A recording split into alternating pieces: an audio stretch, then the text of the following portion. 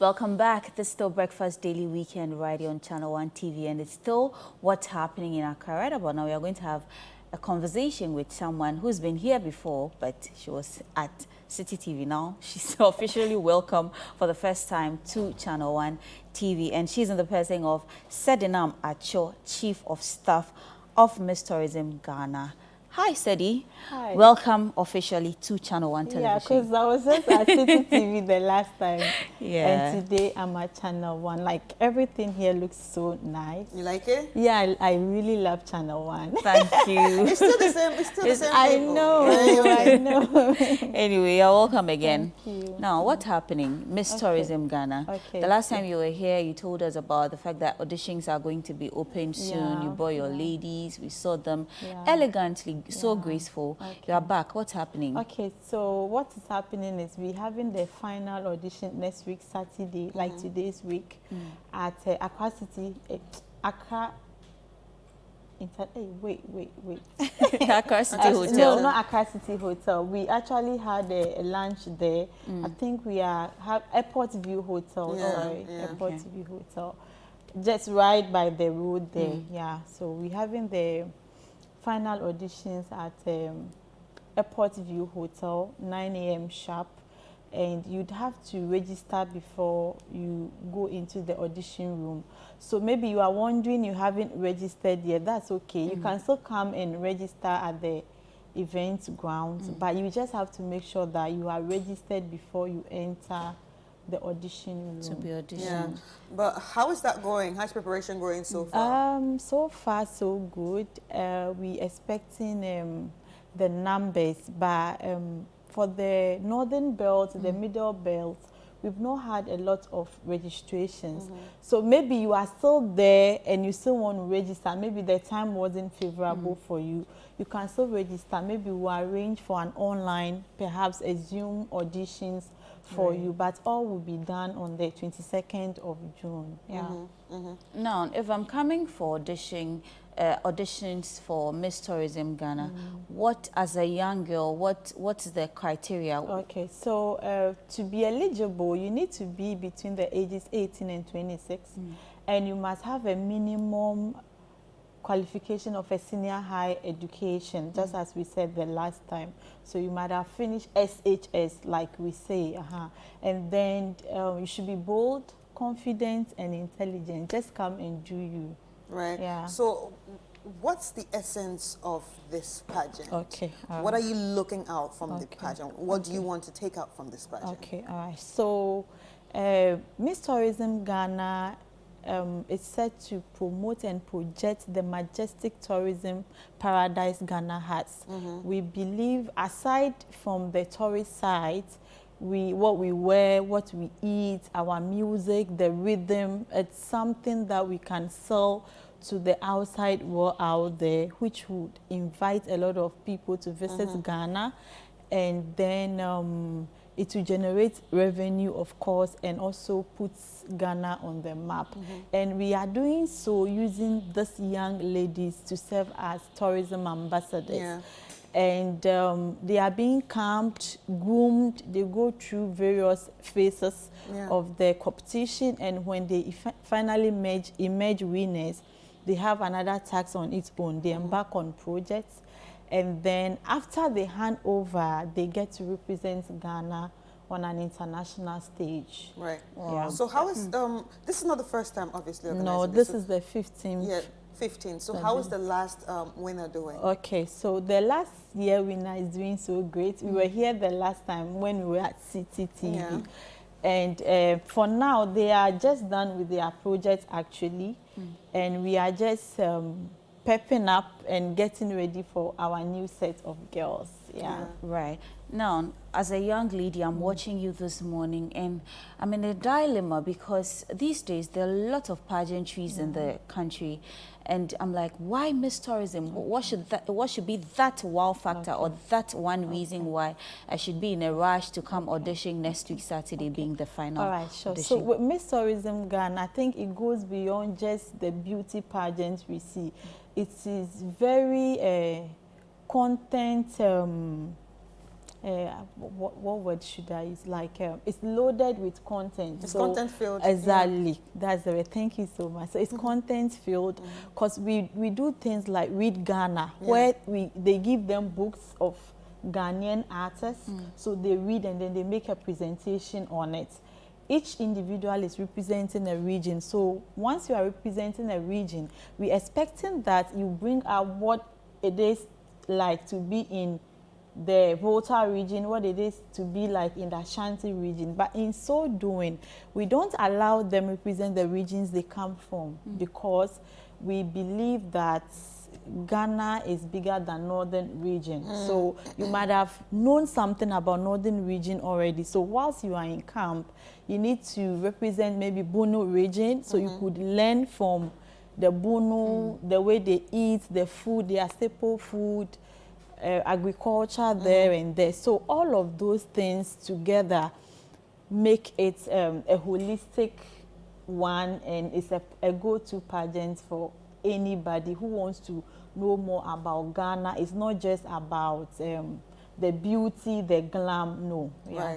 Right. So earlier on you spoke about the that the winner actually undertakes some projects. So what are some of the projects that the winners undertake? Sure. Okay. So we as an organization, annually we have few projects we embark on, like doing charity. So we have like adopted orphanage homes we visit every Christmas and Easter as an organization.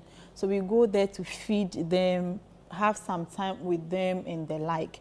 But every contestant, as you are coming, it's even a prerequisite for your entering into the camp house, because you are expected to prepare a project proposal, because we don't want you to be a queen and that's it.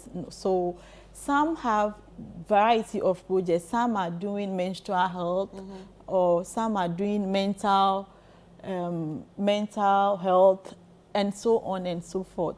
Some are doing teenage pregnancy. But when they come, so usually you have 3 winners. So what they do is that we take the winners project and then we infuse the runner-ups or the princesses project. So they recreate a project and name it, then they embark on it. So this particular year, they dubbed their project Tied to Treasure. Sustaining periods, discovering new tourist sites, and then cleaning the oceans. Because the first Princess project was on sanitation and then cleaning of the oceans. The second Princess wants to discover new tourist sites that have not been tapped in the country. And then the winner herself is doing menstrual hygiene. So we've been to Tema to do a bit of clean up there, and then they've gone to schools in the Volta region to do donation of reusable parts. They taught the kids how to stitch a reusable part for themselves, and then they gave the normal sanitary disposable ones as well for them. Wow. Right. So So it's very commendable. Yeah. So before my last question is, how do you think pageantry has evolved over the years? Okay, so I think over the years it was just about the beauty, and right now people want to see the impact. Right, impact. So for us to even get sponsorship at all, what are you impacting? So if they know that, okay, it goes a long way to impact a child, even if it's one person out there, people are willing to come on board. And that's all we are all supposed to be doing, like impacting life one at a time. And by so doing, the world will be a better place for all of us. Right. Yeah. Now, when you were speaking earlier, you mentioned about the fact that the ladies are camped. What's the camping process like? So that when I am coming for auditions, I am oriented that, hey, I'm going to be in a particular place for a period. So it's in 3 stages to stay. After the audition, when you pass audition, you'll be put to the first stage. Then they are given tasks. So you could be asked to do a 3-minute video selling Ghana. So it depends on how quality your video is, how the visual, some go all the way to the story site, some go to the market to shoot their videos there. So they are being graded on that as well. Then they will solicit for votes, they will sell tickets and the like. Then once we shortlist them to 16, where each individual would represent a region, of course, not the region you come from, then we camp them. But in the camp too, there are evictions. So every week and what activity we might have been doing, and there are times we evict like 2, 3 at a go, because the camping period is usually within a month and 6 weeks. So, and it's 16 girls. So if we don't, sometimes we evict, so you have to be up, like you should know what you are doing. And then you have other activities like cultural nights, so you have to go and learn a dance from the region you are representing. We do fashion show, we do swimwear competition, we go all the way to Royal Senchi to have the swimwear competition, because when they go international, there is a swimwear session. So this is one interesting thing. Some parents don't want to shy away from the fact that they wouldn't want their awards to wear bikinis. But the point is, they are not wearing the bikinis on the streets of Accra. We do the competition right by the pool, because when they go out of the country to represent Ghana, they are obliged to do same. So where they will be in a bikini pants and a top, and they will raise high the flag of Ghana.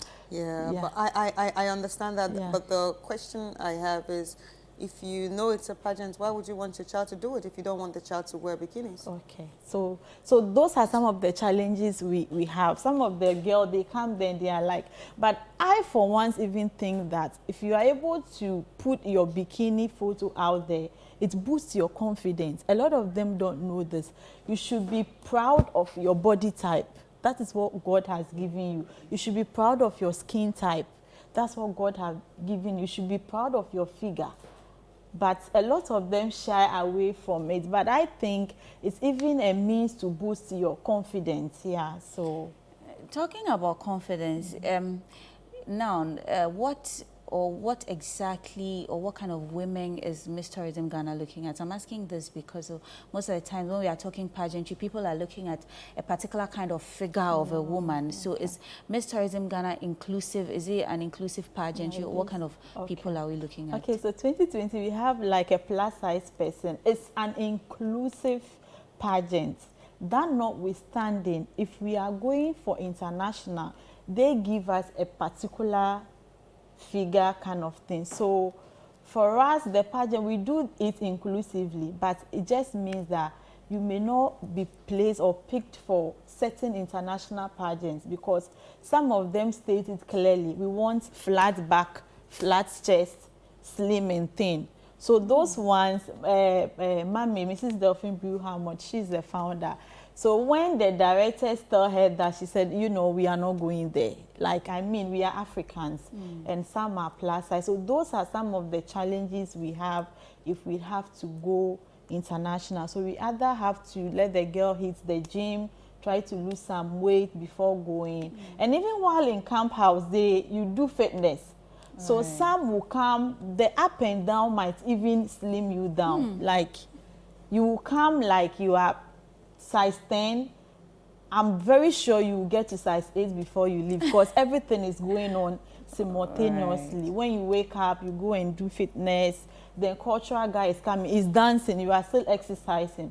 After that, you now go for catwalk, you are in heels, walking for 3 hours. So eventually, you would even lose weight, yeah, so. No. As a pageant, as the chief of staff of Miss Tourism Ghana, what are some of the challenges, aside the plus size thing you mentioned, when it comes to international pageantry? What are some of the challenges you go through? So some, if you're a young girl in the house right there watching me, I think confidence is not achieved overnight. There are some that are, some come to the auditions very nervous, some are scared. But trust me, through it all, today they can speak up. So it's all the process. It's okay if you are not confident now, but be sure that by the time you leave the camp house, you would be okay.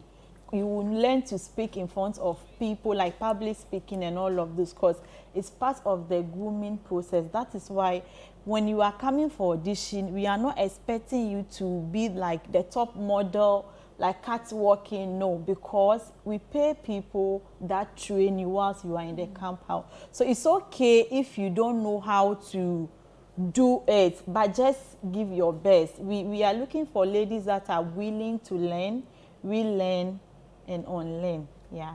That's fine. But I was asking about some of the challenges you face as the chief of staff handling Miss Tourism. Okay, so for me, I do a couple of things. So I chaperone the girls aside the other things I do. With the chaperone, I think is one of the biggest challenge for me because dealing with ladies, and they are from different homes, different upbringing, and they are all together. And we are living in the same house. God. I think the past girls, if they are watching me, they know what it is. Sometimes it will surprise you to know that ladies that they've completed tertiary, and the things they do, you will be like, so sometimes you have to always set the rules. If you don't do this, this will happen. If you don't, even you will say that there are times you will be like, okay, let me set one example, like the in-house example. So when they are eating from the house, somebody can eat and just go and leave the plate there. I don't know who they are waiting for to come and wash it. So we'll be like, okay, when you open a tin of milk, don't leave it inside. It will, like you poison yourself. So it's either you have a partner that all of you are going to finish the milk at once, or you don't open it. You will see one person will open, like it's one thing and the other. And every year with the challenge, people fake sicknesses. If they have to go for training, this one will say my stomach. But when it's time for a trip, everybody is fit. That's the fun part. Yeah. Anyway, finally, before we let you go, again, put out the final audition date, the attire required to wear for the auditions, and all the nitty-gritties that we need to know if you want to audition. So for the attire, we want a sleeveless top with a skirt or shorts or a dress above the knee. Above the knee is very important because we want to have a look at your legs, your skin, and then your arms as well. So it should be sleeveless top with a skirt, a short, or a dress above the knee. No trousers, please. No trousers. So it's either a skirt, a short, or a dress above your knee with a sleeveless top. And registration is just 100 cedis, and you have to do so online. So if you are listening to me right now and you are interested, you can just send us a WhatsApp on 055 8722 I think they will display it on the screen as well. It's on the flyers. So just send a WhatsApp and then we take it from there. Yeah. And the location and the time again. Okay, so Airport View Hotel at 9 a.m. sharp. Yeah. Right. Thank you so much, Sedinam, for joining us. Now, we've been speaking to Sedinam Acho. She is the Chief of Staff of Miss Tourism Ghana, and she's been telling us all that you need to know when it comes to pageantry, especially Miss Tourism Ghana, and the fact that the final audition train is moving. So if you're a young girl out there who wants to harness your talent, build upon your communication skills, build on your confidence, this is the right place to be. Take part of this and have that life-changing moment. We take a quick breather at this point. When we come back, there's more on the show. Do stay.